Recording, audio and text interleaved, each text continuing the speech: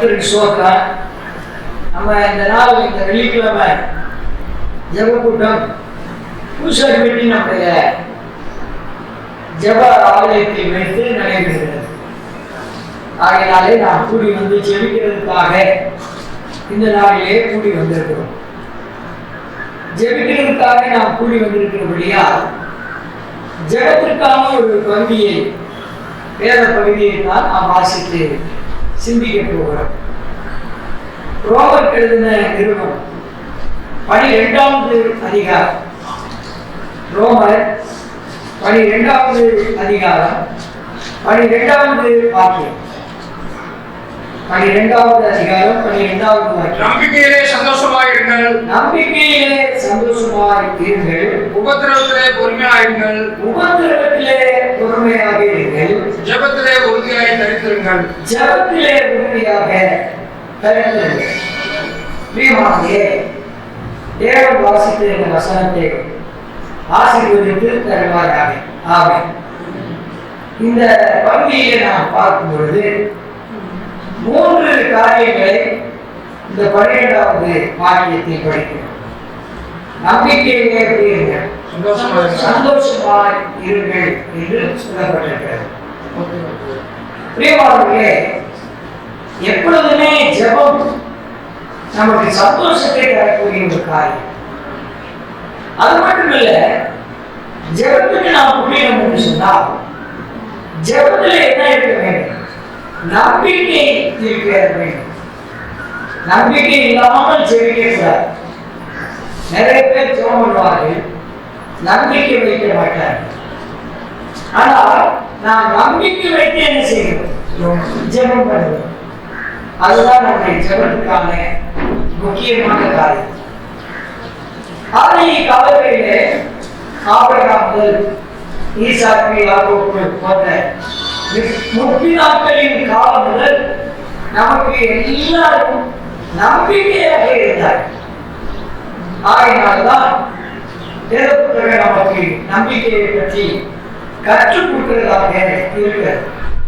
அது கற்றுக் கொடுக்கிறது, நாம் கற்றுக்கொள்கிறோம் என்பதிலே சந்தேகம் இல்லை. நமக்கு இந்த விசுவாசத்தை கற்றுக் கொடுக்கிற அந்த நிலைமையால் நம்பிக்கையினாலே உண்டாகும். ஆபிரகாம் கர்த்தரை விசுவாசித்த பொழுது எப்படி விசுவாசித்தால் என்று இதே ரோமர்ல நாம் வாசிக்க முடியும். ரோமருக்கு எழுதின நிருபத்திலே நீங்கள் 4வது அதிகாரத்தை எடுத்துக்கொண்டால் அதிலே பாருங்கள், நான் வாசிக்கும் பொழுது 18வது வாக்கியம், 4வது அதிகாரம் 18வது வாக்கியம். உன் சந்ததி இவ்வளவா இருக்கும் என்று சொல்லப்பட்டபடியே, உன் சந்ததி இவ்வளவா இருக்கும் என்று சொல்லப்பட்டபடியே, குழந்தையே பிறக்கவில்லை, கருவே தைக்கவில்லை. அவனுக்கு அப்படிப்பட்ட காலகட்டத்தில் ஆண்டவர் அவனுக்கு கொடுக்கிற அந்த வார்த்தையை அதை குறித்துதான் இங்கே சொல்லுகிறார். நீ ஆகாயத்தை பார், இந்த நட்சத்திரங்களை என்ன கூடுமானால் என்ன என்று சொன்னார். எண்ண முடியாத கூட்டமாக காணப்படுகிற நட்சத்திர கூட்டத்தை பார்த்து அவர் இந்த வார்த்தையை சொல்லுகிறார். உன் சந்ததி இவ்வளவா இருக்கும் என்று சொல்லப்பட்டபடியே நான் அநேக ஜாதிகளுக்கு தகப்பனாவதை நம்புகிறதற்கு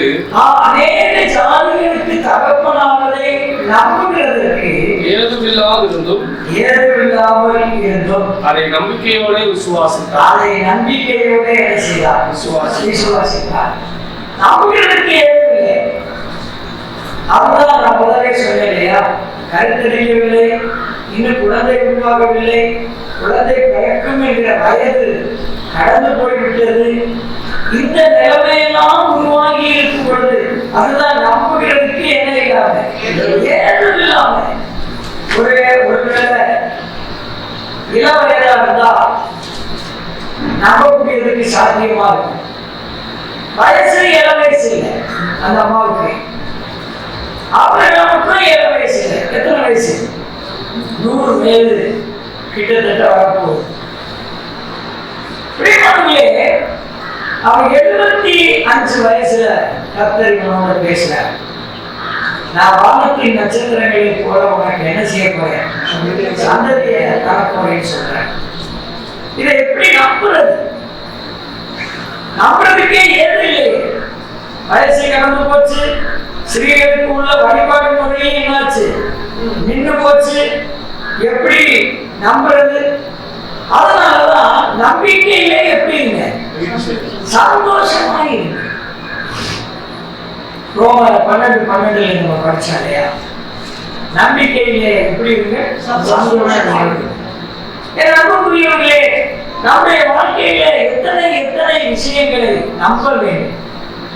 ஆண்டவர் நம்மை ஆசீர்வதிப்பார் என்று நாம் ஜெபிக்க போகிறோமே, அந்த ஜெபத்தில் எப்படி நமக்கு நம்பிக்கை வர வேண்டும். அதுக்கு தான் அந்த ஜெபம். நம்பவே ஏதுமில்லாததை நம்பி ஜெபிக்கிறது தான் ஜெபம். எனக்கு பதில் கிடைக்கிறது போல தோன்றவில்லை, ஆனால் கிடைக்கும் என்று நம்பி என்ன செய்கிறார், ஜெபிக்கிறார். அதுதான் நம்பிக்கையில எப்படி இருக்கு, சந்தோஷமாக இருக்கு. சந்தோஷம் சும்மா வர, ஜெபிக்கும் பொழுதுதான் சந்தோஷம். வேற புத்தகத்திலே ஒரு நிருபத்துக்கு பேர் என்ன தெரியுமா, சந்தோஷத்தின் நிருபம். அது எந்த நிருபம் என்று உங்களுக்கு தெரியும். பிலிப்பியர் நிருபத்துக்கு பேர் சந்தோஷத்தின் நிருபம். பிரியமானவர்களே, இங்கே இருந்தும் இந்த ஒருவேளை இந்த செய்திகள் வாயிலாக கவனிக்கிற நீங்களும் கொஞ்சம் யோசித்து பாருங்கள். உங்களுடைய வாழ்க்கையிலே எவ்வளவு பெரிய சந்தோஷத்தை நீங்கள் எதிர்பார்த்து போகிறீர்கள். ஒருவேளை சந்தோஷத்தை எதிர்பார்க்காமலே ஒரு துக்க சாகரத்தில் நீங்கள் ஜெபிக்கிறவர்களாக கூட இருக்கலாம். அது மட்டுமல்ல, பலவிதமான நெருக்கடிகளோடு ஜெபிக்கிறவர்களாக இருக்கலாம். ஆனால் நீங்கள் எதற்காக ஜெபிக்க போகிறீர்களோ அதை ஜெபிக்கிற ஜெபத்துக்கு நம்பிக்கை கொண்டு அதுல எப்படி இருக்கு, சந்தோஷமா இருக்கு. அதான் இந்த நான் வாசித்த இந்த ரோமர் 4:18 வாக்கியத்திலே நம்ப ஏதுமில்லாத நிறுத்தும் என்ன செய்தார், நம்பினார். நம்பிக்கையோட என்ன செய்தார், விசுவாசித்தான். அதான் விசுவாசத்திற்கும் நம்பிக்கைக்கும் சற்று வித்தியாசம் இருக்கிறது. விசுவாசம் என்பது faith, நம்பிக்கை என்பது அதான் நம்மளோட சரியான நிலைய ஒரு எதிர்பார்ப்பு நம்ம வச்சுக்கணும். நிச்சயமா என் ஜெபத்துக்கு கர்த்தர் என்ன தருவார், பதில் தருவார். எத்தனை கோடி முறை ஜெபிக்கிறவங்க இருக்கிறாங்க, எத்தனை 1000 முறை ஜெபிக்கிறவங்க இருக்காங்க, ஜெபித்து போடுவோம் அப்படின்னு நினைச்சு ஜெபிக்கிறவங்க இருக்காங்க, ஜெபிக்க சொல்லியிருக்கே ஜெபிப்போம் ஜெபிக்கிறவங்க இருக்காங்க. அப்படி ஜெபிக்கிற ஜெபத்தினால ஒரு பயனும் இல்லை. நம்ம இல்லாத என்றும் நம்பிக்கையோட ஜெபித்து சந்தோஷமா இருக்கிறது தான் நம்முடைய ஜெபத்துக்கு முக்கியமான காரியம். பரிசுத்தவான்கள் அநேகரை பிடித்தார். அவர்கள் எதிர்பார்த்து போகும்போது நம்ம ஏதும் இல்லாததை நம்பி ஜெபித்தார். அதுக்கு ஒரு பட்டியலே கொடுத்திருக்கிறார். எபிரேயர் எழுதின நிருபத்திலே 11வது அதிகாரத்தில் விசுவாசத்தினாலே அவர்களுடைய நம்பிக்கையை பாருங்கள். நான் இந்த எகிப்திய குமாரன் இல்லை என்பதை அவன் நம்பிவிட்டான். அவன் நம்புகிறதுக்கு யார் காரணமாக இருந்தது, அவனுடைய தாய்தான் காரணமாக இருந்தார். அவன் ஒரு வளர்ப்பு மகனாக வளர்க்கப்பட்டான். ஆனால் அந்த தாய் அந்த மகனுக்கு சொல்லிக் கொடுத்திருக்கிறார். பாருங்க, இன்னைக்கு நம்ம பிள்ளைகளை நாம் எந்த அளவு கற்றுக் கொடுக்கிறோம், சொல்லிக் கொடுக்கிறோம். பிள்ளைகளுக்கு ஜெபிக்க சொல்லிக் கொடுக்கணும், பிள்ளைகளுக்கு கற்றுக் கொடுக்கணும், பிள்ளைகளுக்கு படிக்க கற்றுக் கொடுக்கணும், பிள்ளைகளுக்கு பொறுமையை கற்றுக் கொடுக்கணும், பிள்ளைகளுக்கு தாழ்மையை என்ன செய்யணும், கற்றுக் கொடுக்கணும். நான் எதிர்த்து பேசாம இருந்தால் என் பிள்ளைகள் என்ன செய்யும், எதிர்த்து பேசாம இருக்கும். நான் டென்ஷன் ஆகாமல் இருந்தால் தான் என் பிள்ளை என்ன ஆகும், டென்ஷன் ஆகாமல் இருக்கும். நான் கோபப்படாமல் இருந்தால் தான் என் பிள்ளை என்ன ஆகும், கோபப்படாமல் இருக்கும்.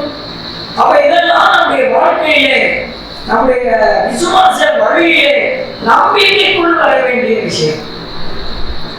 நான் ஒரு நல்ல விசுவாசியாக, ஒரு முன்மாதிரியாக காட்ட வேண்டும். பிரியமானவர்களே, அதுதான் நம்முடைய உயிருள்ள நம்பிக்கை. வேறு விதமாக சொன்னால் ஜீவ நம்பிக்கை என்று சொல்லலாம். ஜெபத்துக்கு மிகப்பெரிய தேவை நம்பிக்கை. அந்த நம்பிக்கையே எப்படி இருக்கு? சந்தோஷமாக இருக்கு. நம்பிக்கையிலே சந்தோஷமாக இருக்கிறது என்று சொன்னால் நம்முடைய ஜெபத்திலே எப்படி இருக்கு? சந்தோஷமாக இருக்கு. சந்தோஷத்தோட ஜெபம் பண்ணுங்க. நீ காலையில ஒரு திருமண விஷயமாக ஒருவர் என்னோடு பேசினார். ஒருவர் சென்னையிலிருந்து பேசினார், ஒருவர் தென்பாகத்திலிருந்து பேசினார். அவர் ரொம்ப நம்பிக்கையோடு பேசினார், இவர் நம்பிக்கையே இல்லாமல் பேசினார். இதுக்கிடையில் இந்த ரெண்டு பேச்சும் யார்கிட்ட வந்துச்சு? என்கிட்ட தான் வந்துச்சு. நான் என்ன நினைச்சேன் தெரியுமா? இந்த விஷயம் நடந்துற போகுதுன்னா எதிர்பார்த்து காத்திருந்தேன். அவங்க ரெண்டு பேரும் நடக்கிறதுக்கு சான்ஸ் இல்லாமல் பேசிட்டாங்க. அப்ப நான் என்ன செஞ்சேன் தெரியுமா? இது நடக்காம இருந்தாலும் நிச்சயமா இந்த காரியம் என்ன செய்யும்? நடக்கும். அதுதான் நம்முடைய நம்பிக்கை. இந்த பொண்ணை இந்த பையனுக்கு கொடுக்காட்டா தமிழகத்துல உலகத்துல பொண்ணே இல்லாம போயிடுமா? நிச்சயமா இருக்கும். கர்த்தர் எங்கேயோ என்ன செஞ்சிருக்கார்? வச்சிருக்கிறார். நம்ம நம்பிக்கையோட என்ன செய்வோம்? ஜெபம் பண்ணுவோம், நடத்துவார். ஆனா அந்த பொண்ணை தர முடியாதுன்னு சொன்ன ஆளுகிட்ட நான் சொன்னேன், ஆண்டவர் உங்களுக்கு கையால எடுத்து கொடுக்கறத நீங்க காலால என்ன பண்றீங்க? உதச்சி தள்ளுறீங்க. பார்த்துக்கிட்டு அவர் திருமணம் நடக்கிறதுக்கு ஒத்து வரல. ஆனாலும் சொல்ல வேண்டியதை நான் என்ன செஞ்சேன்? சொல்லியாச்சு. நம்முடைய நம்பிக்கையை எப்போதுமே விசாலமாக்கணும். நம்முடைய நம்பிக்கையை எப்பொழுதுமே குறுக்கிக்க கூடாது.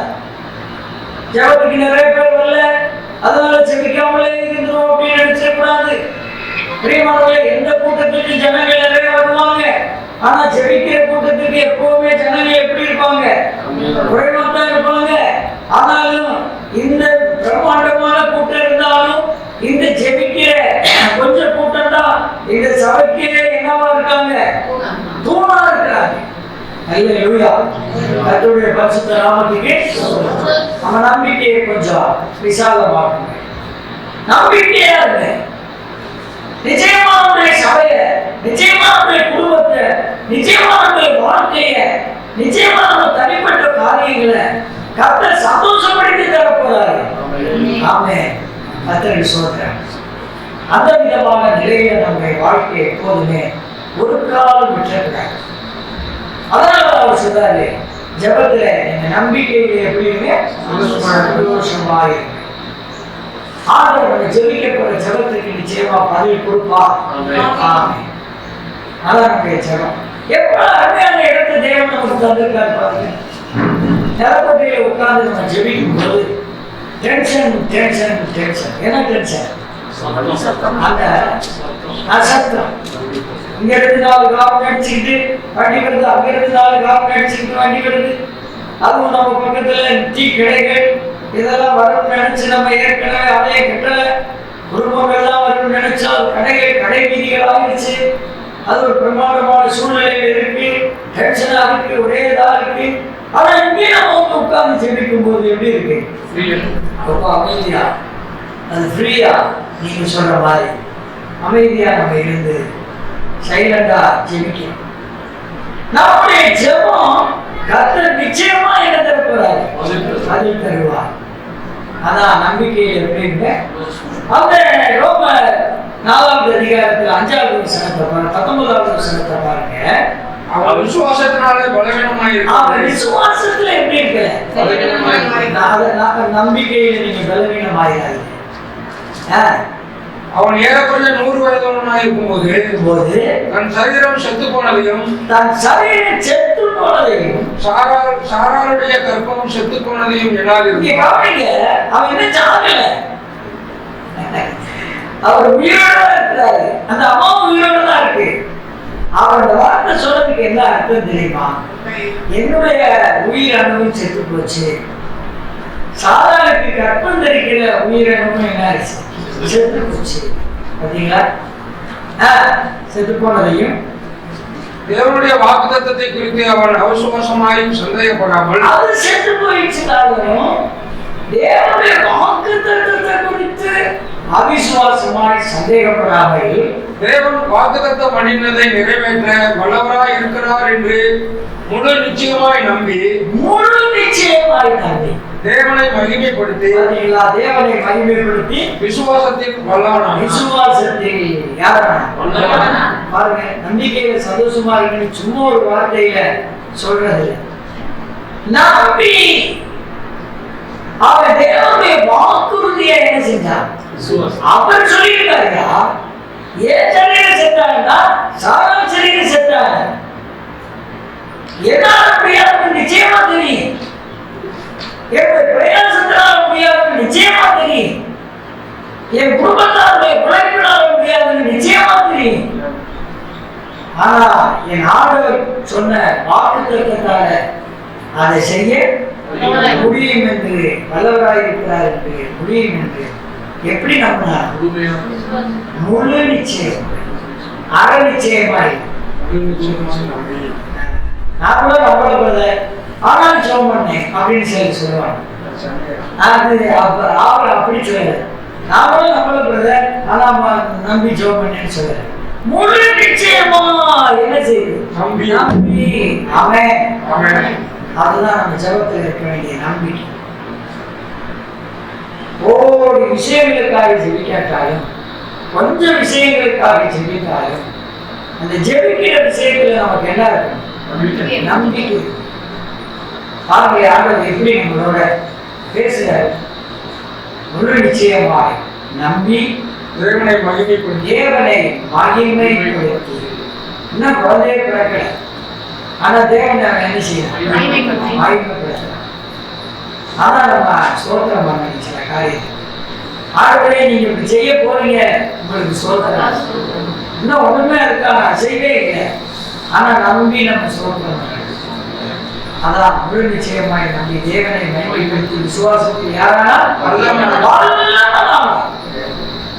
பிரியமானவர்களே, ஜெபத்திலே நீங்கள் வல்லவர்களாக முடியும், சந்தோஷத்திலே நீங்கள் வல்லவர்களாக முடியும், நம்பிக்கையிலே நீங்கள் வல்லவர்களாக முடியும். ஆகையால் ரோமர் 12:12 நீங்கள் நம்பிக்கையிலே எப்படி இருங்கள்? சந்தோஷமாய் இருங்கள். பரலோகத்துக்கு போவோம், ஆண்டவரை பார்ப்போம், ஒவ்வொரு காரியமா என்ன செய்வோம்?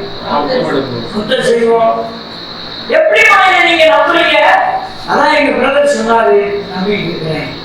இல்லை இல்லை, நான் என்ன செய்வேன்? முழு நிச்சயமா நம்புறேன். ஒவ்வொரு காரியங்களாக என்ன செய்வேன்? செய்வேன். இதை நம்ம வாழ்க்கையில நீங்க யோசித்து பாருங்க, அனுபவிச்சு பாருங்க.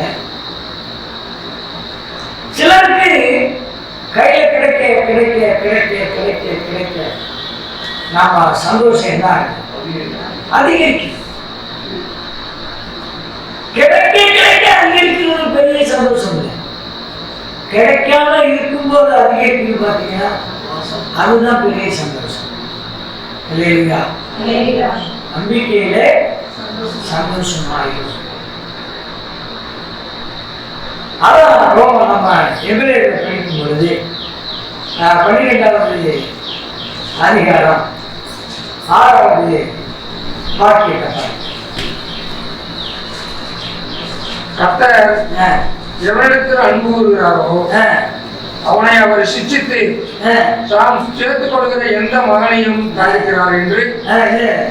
அந்த விசுவாசம் இல்லாமல் தேவனுக்கு பிரியமா இருக்கும்போது, அதாவது இது அந்த 11:6 விசுவாசம் இல்லாமல் தேவனுக்கு பிரியமா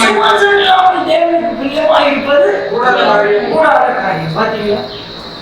தேவன் பிரியப்படுற அளவுக்கு நம்முடைய நம்பிக்கை எப்படி இருக்கணும்? சந்தோஷமா இருக்கும். இப்ப பாருங்க, ஆபிரகாம் இப்படி எல்லாம் நம்ப ஏதுமில்லாத நம்பின போது தேவனுக்கு அது என்ன ஆயிடுச்சு? நீ பிரியமாயிடுச்சு. பிரியமாயிடுச்சு. விசுவாசம் இல்லாமல் தேவனுக்கு பிரியமாயிருப்பது கூடாத. என்னால என் தேவனுடைய நாமத்தை நம்பி சந்தோஷமா வாழ முடியுமா? அந்த நம்பிக்கை தான் எனக்கு இவ்வளவு பெரிய சந்தோஷத்தை கொடுத்தது அப்படின்னு நம்ப ஏறினாங்க. நம்புறதுதான் மாபெரும் விசுவாசம். பரிசுத்த நாமத்துக்கு ஆமென். இப்ப நீங்க திரும்ப 12ஆம் வாக்கியம் படிங்க. நம்பிக்கையிலேயே சந்தோஷமாயிருங்க, உபத்திரவத்திலே பொறுமையாக.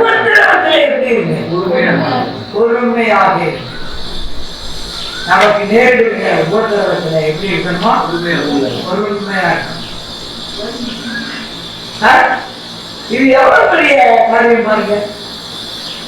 உபத்திரவம் இல்லாம இருந்தா கூட எப்படி இருக்கலாம்? பொறுமையா இருக்கலாம். உபத்திரவத்துல எப்படி இருக்கணும்? அதுக்கு ஒரு நல்ல முன்மாதிரியான யோபு உபத்திரவத்துல பொறுமையா இருந்தாரா இல்லையா? ஒருத்தர் இருந்தாருன்றீங்க, ஒருத்தர் இல்லைன்றீங்க. இருந்தார். யாக்கோபு 5வது அதிகாரம், யாக்கோபு 5வது அதிகாரம் 11வது வாக்கியம். இதோ பொறுமையா இருக்கிறவர்கள் பாக்கியவான்கள். யோபின் பொறுமையை குறித்து கேள்விப்பட்டிருக்கிறீர்கள். கர்த்தருடைய செயல்களின் முடிவையும் கண்டிருக்கிறீர்கள்.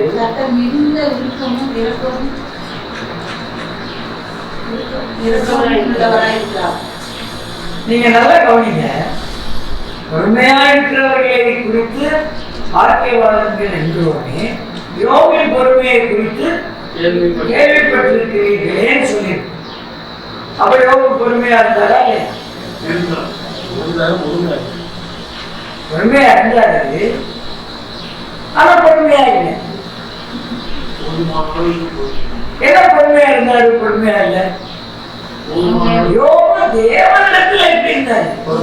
தேவன் மேல உதட்டால கூட என்ன சொல்லல, வர சொல்லல. ஆனா தன்னுடைய நண்பர்கள் பேசும்போது என்ன செஞ்சுக்கிட்டே வந்தார்? பதிலுக்கு பதில் அடிச்சுக்கிட்டே இருந்தார், பேசிக்கிட்டே இருந்தார். அதனாலதான் ஆண்டவரை யோபு, உங்களை நேரம் நீ ரொம்ப பேசணும், இப்ப நான் பேசுறேன் பேசு அப்படின்னா.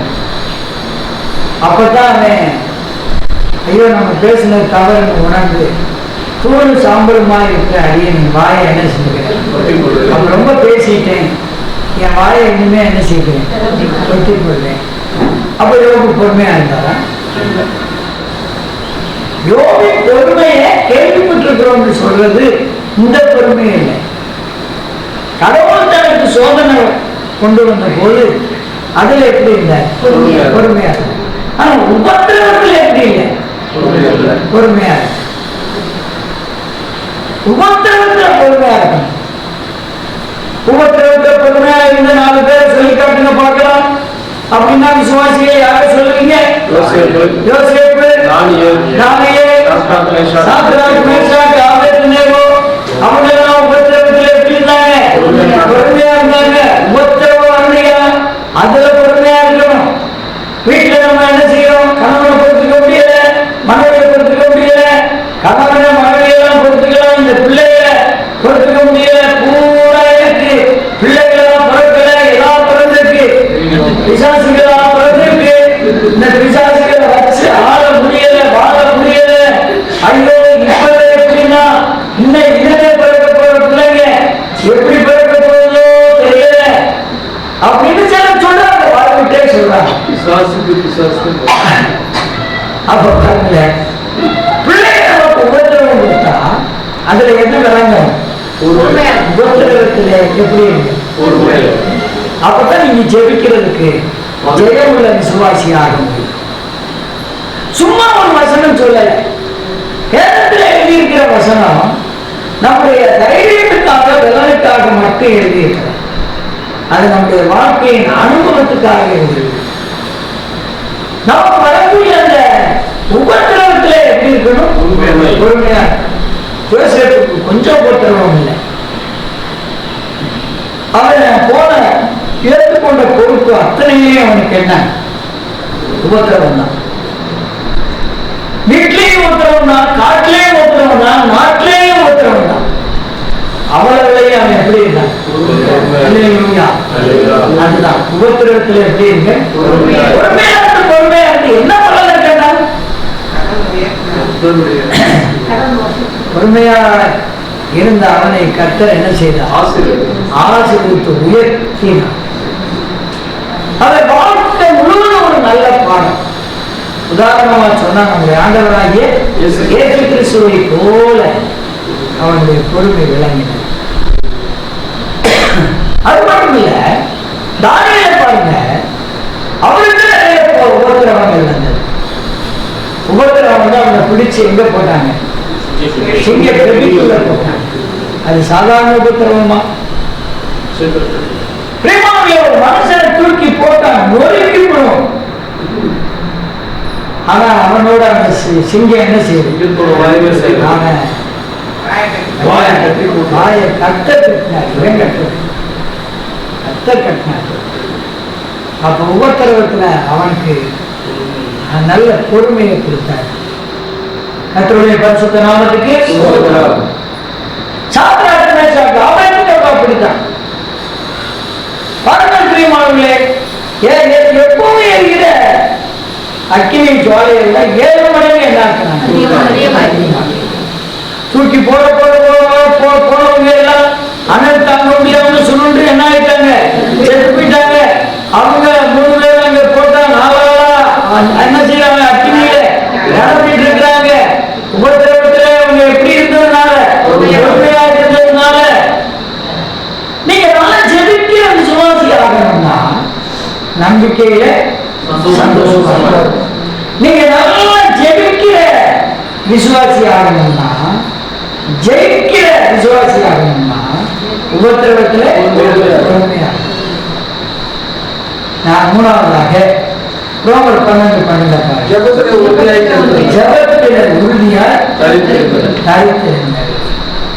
எப்போதுமே ஜெபம் அப்படின்ற போது நமக்கு அது பெரிய கம்பீரமா இருக்கு. நிறைய பேருக்கு ரொம்ப சந்தோஷமா தூங்குற இடம் எதுவும் தெரியுமா? ஜெபம். அந்த ஒரு ஜெபம் ஜெபிக்கிறதுக்குள்ள 2 முறை தூங்கி முடிச்சிருவாங்க. அப்படி இருக்க ஜெபத்தை உறுதியா. அது மட்டும் இல்ல, ஜெபத்துக்கு வந்தாச்சுன்னா 1 மணிக்கு நம்ம ஜெபம் முடியுதுன்னு வைங்கள, 1 மணி வரைக்கும் எப்படி இருக்கணும்? பொறுமையா உறுதியா இருக்கணும்.